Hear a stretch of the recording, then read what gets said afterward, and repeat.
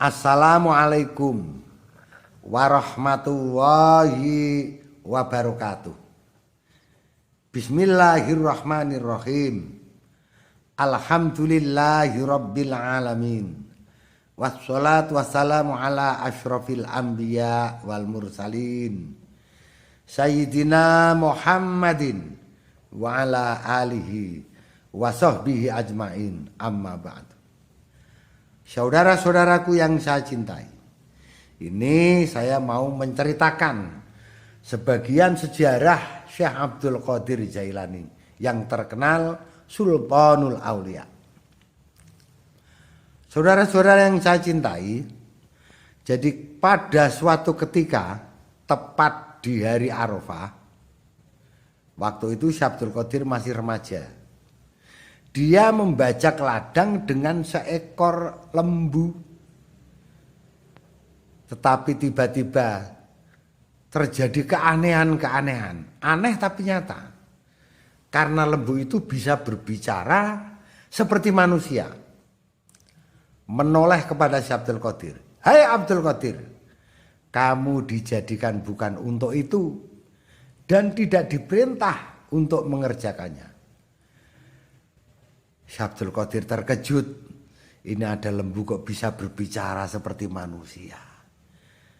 Akhirnya Syekh Abdul Qadir sadar, terus pulang. Sampai di rumah Syekh Abdul Qadir terus naik ke loteng. Di atas loteng Syekh Abdul Qadir melihat ke padang Arafah. Melihat orang-orang banyak yang mau wukuf di padang Arafah. Melihat orang-orang yang beribadah kepada Allah. Melihat orang yang mendekatkan diri kepada Allah.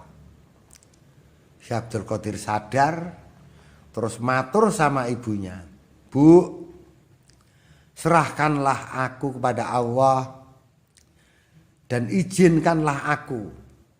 Aku mau pergi ke Baghdad, mau silaturahmi ke rumah orang-orang yang solih.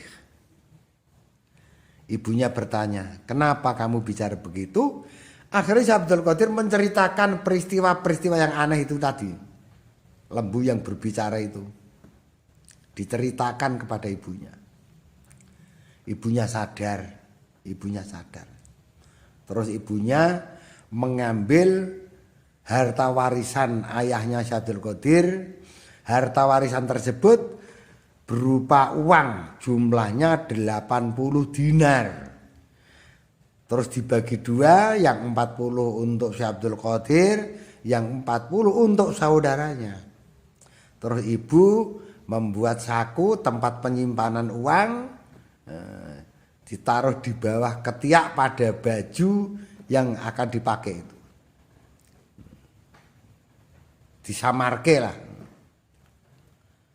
Terus ibu merestui kepada Syekh Abdul Qadir. Syekh Abdul Qadir, saya restui. Pergilah, cuma pesan saya,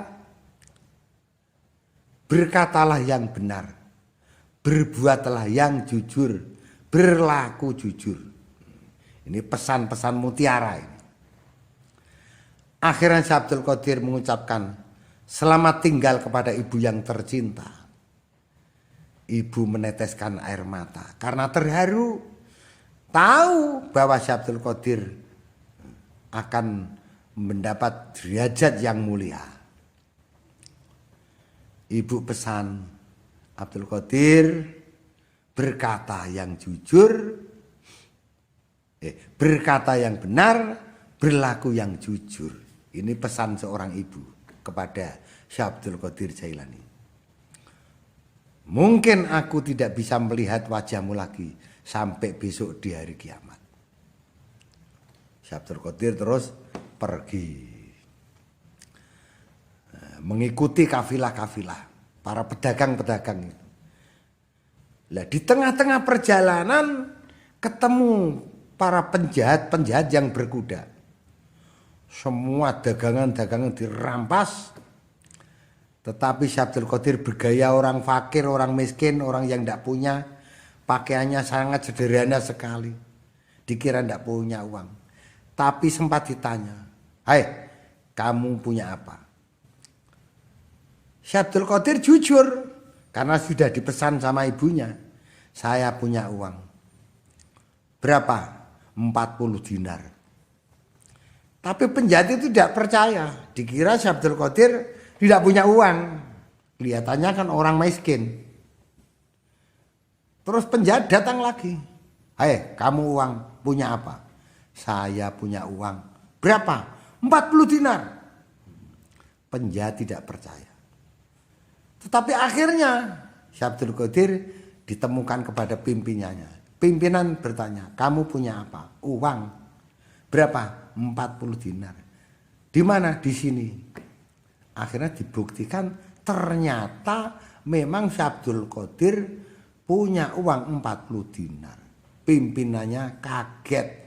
Ini ada orang kok jujur. Kenapa kamu kok berlaku jujur, kok terbuka, kok transparan? Ya, karena saya sudah dipesan sama ibu saya. Berkata yang benar, berlaku yang jujur. Akhirnya pimpinan sadar, bertaubat. Karena melihat Syekh Abdul Qadir orang yang sangat jujur, orang yang sangat baik. Pimpinan berupaya menjadi orang yang baik juga, akhirnya bertobat. Anak buahnya tadi semua bertobat kepada Allah. Dagangan-dagangan hasil rampasan itu tadi dikembalikan kembali. Inilah keistimewaan Syekh Abdul Qadir pada waktu masih remaja. Sekian yang saya sampaikan. Ibadallah, rijalallah, agisuna li ajlillah, wa kunu aunana lillah, hasanah do bifadlillah. Assalamualaikum warahmatullahi wabarakatuh.